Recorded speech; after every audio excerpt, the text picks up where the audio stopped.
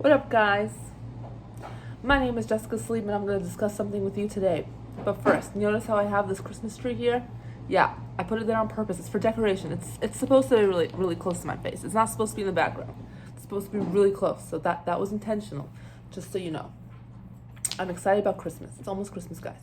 So this is just like a test run real quick. I'm just going to briefly talk about safety injection sites for 2 minutes, just to, test some things out, test this video out.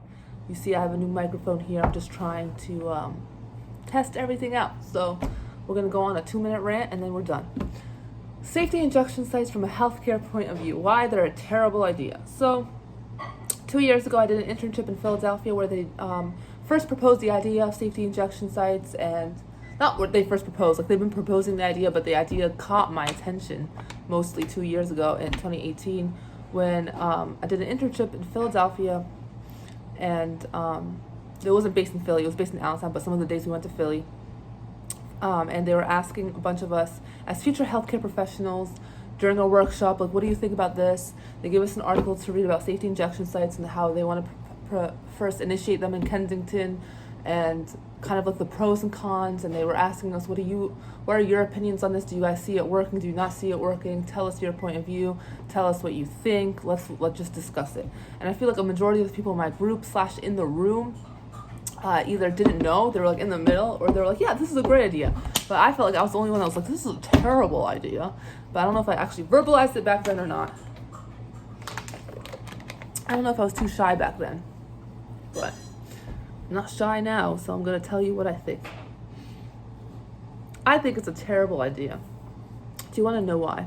Because the research that shows that safety injection sites have worked in other countries, they show that it's decreased the overall death rate, but it doesn't show that it actually decreased the overall opioid crisis or opioid rate, or that it's actually benefited any drug addict in recovery. Yes, it's shown that it's connected them to other resources like drug rehab programs, recovery resources, and all these different things. It's shown that it's connected them to that, but it hasn't shown if it actually benefited them long term. There are no long-term implications, and there's no guarantee that that will actually bring people into drug rehab programs and recovery programs. And that was like the main argument. They were like, this is a way in which a safety injection site is a way in which we can provide Narcan for people on site so they don't overdose next to their house, they don't overdose in the street, they don't die. We can decrease the death rate while they're still struggling in this short-term addiction, and then we can connect them to programs, we can educate them, we can bring them in. It's a win-win. However, there are no long-term implications that say that these people are going to actually take the help that they need in these programs. Because if you're a drug addict, I feel like the last thing you think about when you come to a safety injection site is, let me see that brochure that tells me about recovery. I don't know, maybe at some point you get to that point where like, I need help.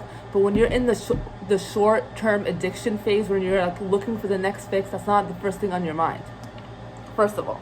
Second of all, so I want to see the long-term implications. I want to see long-term, has it decreased the drug use rate, not the death.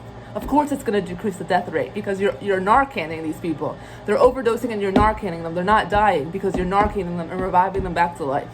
So of course the research is going to show that it's going to decrease the death rate. It's like common sense.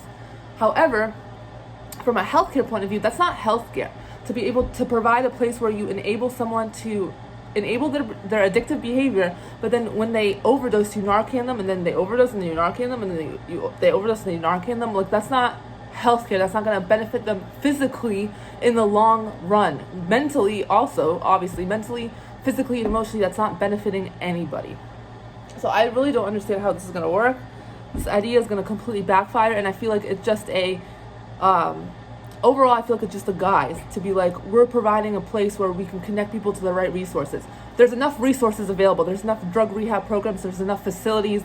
There's enough tools. There's enough funding for you to be able to implement other strategies other than literally allowing a place in a community where people can come and use, and then wait around for you to Narcan them and revive them back to life. Don't see how it's going to work. Terrible idea. There needs to be more long-term implications, more research into the long-term implications of, is this actually benefiting people? Solely from a healthcare point of view. It's not from a Christian standpoint or anything, but I am a Christian, and as a Christian, I think this is a terrible idea also. So That's my 2 cents, guys. Thanks for listening to me rant. Goodbye. Stay tuned for more rants with Jessica Salid. All right, bye.